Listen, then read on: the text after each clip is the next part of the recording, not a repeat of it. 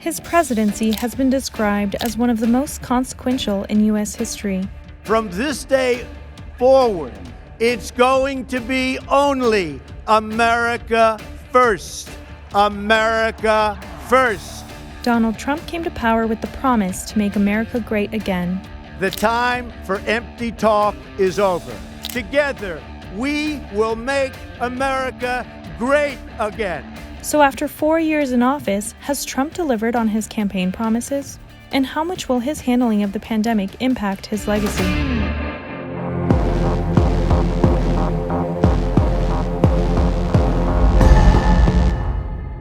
In many ways, his presidency is a once unimaginable scenario. On election week back in 2016, most major election forecasters predicted Hillary Clinton winning the election with a sweeping majority. The New York Times The Upshot blog gave Hillary Clinton a 91% chance of winning.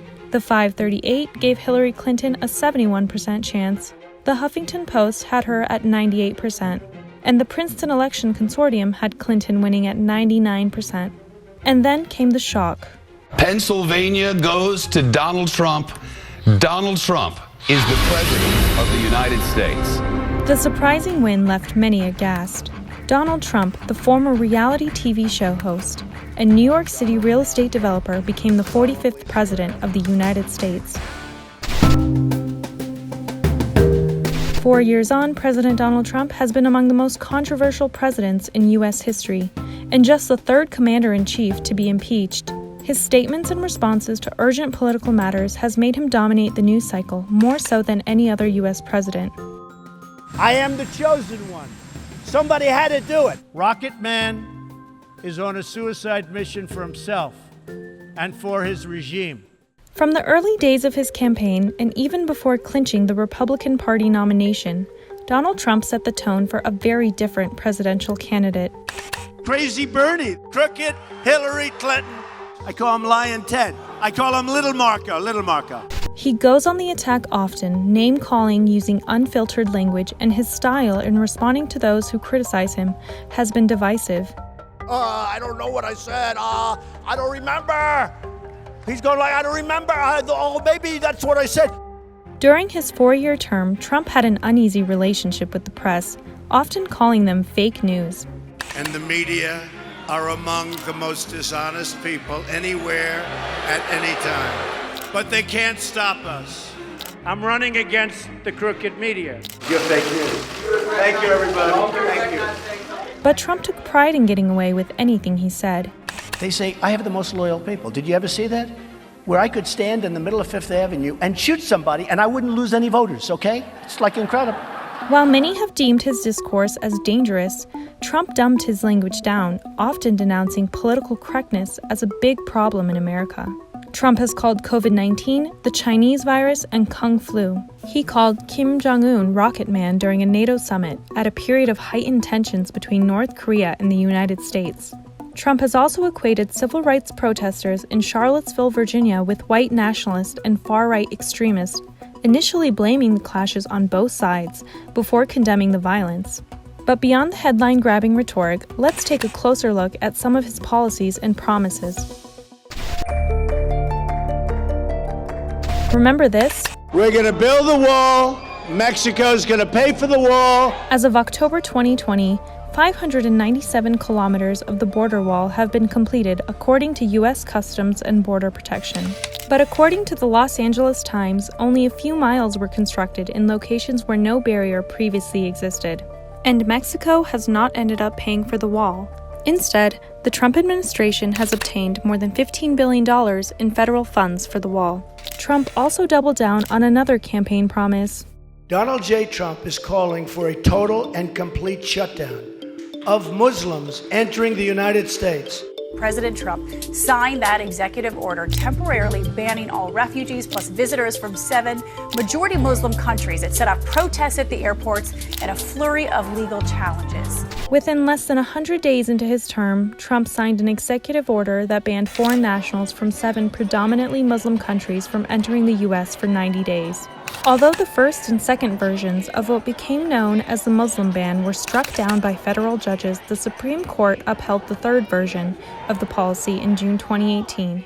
And in 2020, the Trump administration added 6 more countries from Africa and Asia to the list, raising the total number of countries on the restricted travel list to 13.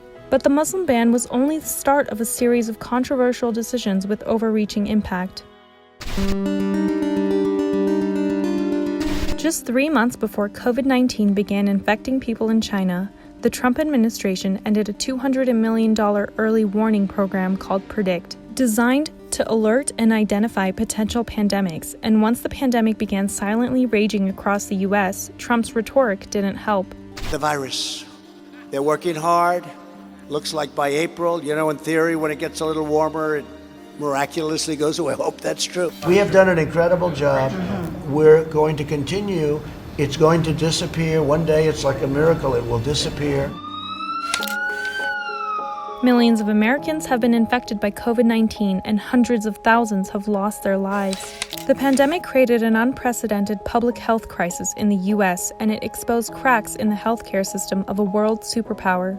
Hospitals were overwhelmed amid acute shortage of medical supplies, and scores of sick people who needed immediate treatment were not able to afford the cost of urgent healthcare support in dealing with the pandemic. The U.S. economy was in good shape prior to the pandemic. Unemployment was at a 50-year low in February 2020, and economic growth was steady. In January 2020, weeks before COVID-19 lockdowns, 68% of Americans were satisfied with the state of the economy, according to a Gallup poll. But by the peak of the lockdowns, the pandemic caused millions to lose their jobs and plunged the country into economic crisis. But experts say that the economy has shown positive signs of recovery since then. Another aspect that has marked the Trump presidency is his foreign policy adventures. When it comes to foreign policy, Trump made a series of landmark decisions. He abandoned the Iran nuclear deal, calling it the worst deal ever after accusing the Iranian regime of archiving its past nuclear weapons work and continuing to enrich uranium and develop ballistic missiles. And that's just the start. Other international treaties and agreements he withdrew from include the Trans-Pacific Partnership, a group of 12 Pacific Rim countries that took 7 years to establish. Then there's the Paris Agreement, an international climate accord that the U.S. signed under the Obama administration that aims to combat global warming. He also pulled the U.S. out of the United Nations Human Rights Council after they criticized his administration for separating children from their parents at the U.S.-Mexico border. He ended NAFTA, a trade pact linking the U.S., Canada, and Mexico. He announced a new bilateral agreement with Mexico known as the U.S.-Mexico Trade Agreement. Canada later announced that it would join the New Deal. The Trump administration has also halted U.S. contributions to the United Nations aid program for Palestinian refugees. The UN agency's aid includes providing health care to approximately 3 million Palestinians and education assistance to 500,000 Palestinian children. But Trump has also made new political ties. In June 2018, Trump became the first sitting U.S. president to meet a North Korean leader and to enter North Korean territory. After a period of mutual threats and insults, relations between the two leaders took an unexpected turn. Trump and North Korean leader Kim Jong-un signed an agreement committing to work together to build a lasting and stable peace on the Korean peninsula.